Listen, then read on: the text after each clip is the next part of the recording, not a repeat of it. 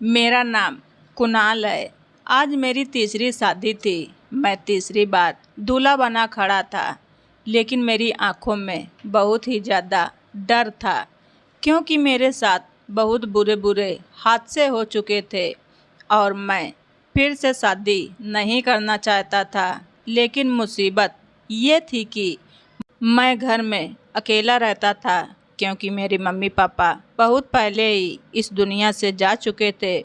मेरे अलावा मेरा कोई भाई बहन भी नहीं था, क्योंकि मैं अपने माँ बाप का इकलौता बेटा था। मैं घर में अकेले बोर हो जाता था, जिसकी वजह से मुझे किसी के साथ की ज़रूरत थी। जब मैं बीमार हो जाता तो कोई पानी पूछने वाला भी नहीं होता था। इतना बड़ा घर था, हर काम नौकरों से नहीं करवाया जा सकता था। इसलिए दोस्तों और रिश्तेदारों के कहने पर मैं तीसरी बार शादी करने के लिए तैयार दूल्हा बनकर खड़ा हो गया। लेकिन मेरी पिछली 2 शादियां किस तरह नाकाम हुई, उस बात का मुझे आज तक पता नहीं चल सका। मुझे मेरी पत्नी शादी के 2 दिन बाद ही छोड़कर चली गई। मेरी पत्नी रात को चीखें मारती हुई मेरे कमरे से निकल जाती और सुबह अपने घर चली जाती। उसके बाद वापस नहीं आई। वापस आया तो तलाक के पेपर और ये अनुरोध कि तलाक देकर बात को यहीं ख़त्म कर दीजिए। ये मेरी ज़िंदगी में क्या हो रहा था, मुझे खुद पता नहीं था। इस बार भी मेरे साथ ऐसा ही हुआ। मैं 25 साल की उम्र में तीसरी बार शादी कर रहा था। ज़िंदगी किस तरफ जा रही थी, कुछ समझ नहीं आ रहा था। मेरी तीसरी पत्नी भी बहुत ही ज़्यादा प्यारी और समझदार थी, पढ़ी लिखी भी थी। मैंने सोचा कि पढ़ी लिखी लड़कियां तो वैसे ही बहुत तेज होती हैं, उनके पास हर सवाल का जवाब होता है। पता नहीं वो मेरे साथ क्या करेगी, कहीं वो भी मुझे छोड़कर भाग तो नहीं जाएगी, या फिर समझदारी से मेरा साथ निभाएगी। मैं डॉक्टर के पास भी गया था। डॉक्टर ने कहा कि सब कुछ ठीक है, तुम्हारे साथ तो कोई भी दिक्कत नहीं है। फिर भी मेरी पत्नी मेरे पास 2 दिन से ज़्यादा क्यों नहीं रुकती थी। यही सब सोचते सोचते मैं अपनी नई नवेली दुल्हन के कमरे में चला गया, मगर जब घूंघट उठाया तो उसका चेहरा देखकर मेरे होश उड़ गए। उसकी आंखों में आंसू थे। वो मुझे कुछ परेशान नज़र आ रही थी। मैंने कहा कि क्या बात है, आप इतना घबराई हुई क्यों हो? परेशान तो मुझे होना चाहिए। उसने कहा कि क्यों, आपको परेशान क्यों होना चाहिए? तो मैंने उसे सारी बात बता दी कि आज तक मैं 2 शादियां कर चुका हूँ, लेकिन कोई भी पत्नी मेरे साथ 2 दिन से ज़्यादा नहीं रहती। मुझे नहीं पता कि मेरी गलती कहाँ होती है। सही तरीके से शादी होती है, मैं उनको अपने घर लेकर आता हूँ, आमने सामने बैठकर बातें करते हैं। 2 दिन अच्छे से गुजर जाते हैं, लेकिन तीसरे दिन वो भाग जाती है। पता नहीं इसमें गलती मेरी होती है या उनकी। और अगर आज भी यही होने वाला है तो मैं आपको पहले ही बता रहा हूँ कि मैं आपकी ज़िंदगी बर्बाद नहीं करना चाहता। उस लड़की का नाम अनुराधा था। उसने कहा कि मेरे माँ पापा इस दुनिया में नहीं हैं। मेरे बड़े पापा बड़ी मम्मी ने मेरी शादी करवाई है। उन्होंने मुझे पहले ही बताया था कि उस लड़के की पहले भी 2 शादियां हो चुकी हैं, लेकिन कोई भी पत्नी साथ नहीं रही और बच्चे भी नहीं हैं। इसीलिए मैंने शादी के लिए हाँ कर दी। वैसे भी मेरे पास और कोई ऑप्शन नहीं था। अगर आपसे शादी करके यहाँ ना आती तो मेरे बड़े पापा अपने दोस्त के बड़े बेटे से मेरी शादी करवा देते, जो उम्र में 35-36 साल से ऊपर के थे, और मैं उनसे शादी करना बिल्कुल नहीं चाहती थी। इसलिए यहाँ पर आपके सामने मौजूद हूँ।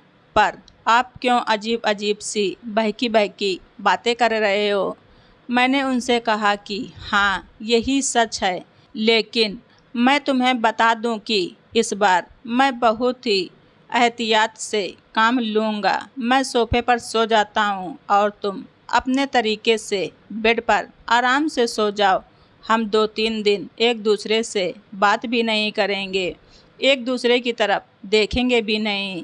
जब बात ही नहीं होगी और मैं तुम्हें देखूंगा ही नहीं, तुम्हारे पास ही नहीं आऊँगा, तो फिर कोई मसला कैसे बनेगा। तुम बस मुझे छोड़कर मत जाना। अब मुझ में इतनी हिम्मत नहीं है कि मैं बार बार शादी कर सकूं। मुझे तुम बहुत अच्छी लगी हो और तुम मुझे समझदार भी लगती हो। बस तुम ही मेरे साथ रह जाओ। मेरी पत्नी ने कहा कि मैं समझदार हूँ और मेरे पास वापस जाने का कोई रास्ता भी नहीं है। मैं पूरी कोशिश करूँगी कि मैं इस रिश्ते को निभा सकूँ। ऐसा नहीं होगा कि छोटी सी बात के लिए मैं आपको छोड़कर चली जाऊं। उसने मुझसे कहा कि ऊपर वाले का नाम लेकर अपनी नई ज़िंदगी की शुरुआत करते हैं। कुछ नहीं होगा और जो होगा सब अच्छा होगा। अगर हम एक दूसरे की किस्मत में लिखे हैं तो फिर कुछ गलत नहीं होगा। मैंने ये सब तो किया, लेकिन फिर भी अपनी पत्नी से कहा कि मैं सोफे पर जाकर ही सो जाता हूँ, क्योंकि मुझे पहले ही 2 पत्नियाँ छोड़कर जा चुकी हैं। पहले मुझसे लोगों ने कहा कि वो लड़की ही गलत थी, उसका कोई चक्कर होगा, वो तुम्हें पसंद नहीं करती होगी, उन्होंने तुमसे तुम्हारी दौलत के लिए शादी की होगी। इस तरह की बातें मुझे बताई गईं। लेकिन जब दूसरी पत्नी गई तो उसके बाद मुझे ऐसा लगता है कि गलती मेरी ही है, क्योंकि 2 दिन के बाद मेरी पत्नी चीखें मारती हुई मेरे कमरे से बाहर निकल गई थी और उसके बाद मुझे नज़र ही नहीं आई। अनुराधा भी थोड़ी सी डरी हुई लग रही थी, लेकिन उससे ज़्यादा मैं खुद डरा हुआ था। मुझे तो शादी के नाम के शब्द से ही अब डर लगने लगा था। मैं जाकर सोफे पर सो गया। 2 दिन तक अनुराधा के साथ मैं इसी तरह से पेश आया कि जैसे मैं उसे जानता ही नहीं हूँ। बार बार वो मुझे बुलाती, उसे कोई काम होता तो मुझसे ही पूछती। उस बेचारी को क्या पता था इस घर की कौन सी चीज़ कहाँ रखी है। लेकिन मैंने उससे कहा कि तुम मुझसे बात भी ना करो, तुम मुझसे दूरी बनाए रखो, बस 3-4 दिन गुजर जाने दो। अनुराधा भी मुझसे तंग आ गई, लेकिन खैर ये दिन भी गुजर गए। मगर चौथे दिन की रात ही कुछ ऐसा हुआ कि मैं हैरान रह गया। मैं सो रहा था कि किसी ने मेरे कंधे पर अपने हाथ का दबाव डाला। मैं तो हड़बड़ा कर उठ बैठा और सामने का मंजर देखकर उछल पड़ा। वो अनुराधा मेरी पत्नी थी। मैंने कहा कि क्या हो गया, तुम भी छोड़कर जा रही हो मुझे? जाने से पहले जगा रही हो क्या? तुम मुझे छोड़कर चली जाओगी? इस बार तो मैंने कुछ किया भी नहीं है। मैंने अपनी पत्नी को गौर से देखा तो उसके माथे पर एक जख्म लगा हुआ था। मैंने कहा कि क्या हुआ है तुम्हें? ये किसने किया है? क्या इसलिए तुम मुझे छोड़कर जा रही हो? मैंने एक सांस में सब कुछ बोल दिया। जब मेरी पत्नी ने मेरा हाथ पकड़ा और कहा कि पहली बात तो ये है कि मैं आपको छोड़कर कहीं नहीं जा रही हूँ, और दूसरी बात ये कि मुझे पता चल गया है कि आपके साथ क्या दिक्कत है और आपकी पत्नियाँ आपकी वजह से ही आपको छोड़कर गई हैं। लेकिन मैं नहीं जाऊंगी, मेरे साथ आइए, मैं आपको कुछ दिखाना चाहती हूँ।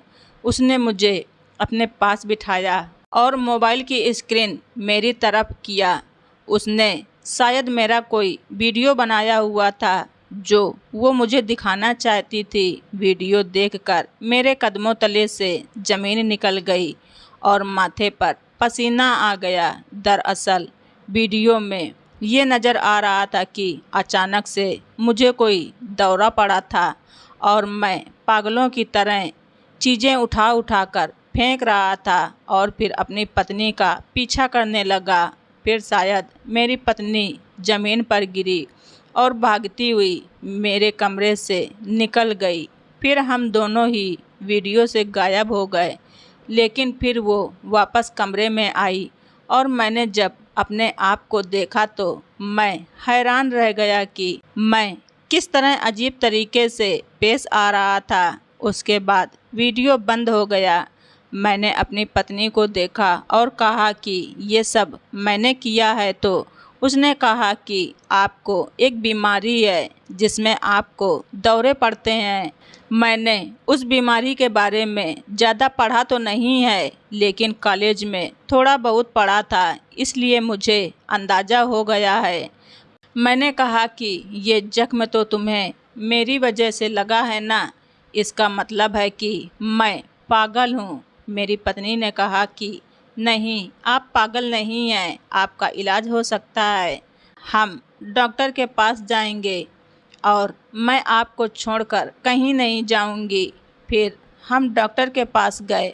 डॉक्टर ने भी कुछ ऐसी ही बातें बताई। उसने कहा कि ये एक तरह की बीमारी है और किसी को भी हो सकती है। ये बीमारी ज़्यादातर औरतों में होती है, लेकिन ये मर्दों को भी हो जाती है। ये बीमारी आपको भी है और इसकी कोई वजह नहीं होती। अपने दिमाग में अच्छी बातें सोचिए, हम आपको दवाई देंगे। आप अपनी पत्नी के साथ ही रहें। आपको प्यार और देखभाल की ज़रूरत है और आप बिल्कुल ठीक हो जाएंगे। और ऐसा ही हुआ। मेरी पत्नी ने मेरा बहुत ध्यान रखा। अक्सर उसको जख्म लगते रहते क्योंकि मुझे दौरे पड़ते थे और मैं सुबह सब भूल जाता था। लेकिन फिर भी मेरी पत्नी ने मेरा साथ निभाया और अपने प्यार, मोहब्बत और सेवा से मुझे बिल्कुल ठीक कर दिया। और फिर काफ़ी समय गुजर गया, मुझे कोई दौरा नहीं पड़ा। उसके बाद हम लोगों ने भी नॉर्मल लोगों की तरह रहना शुरू कर दिया।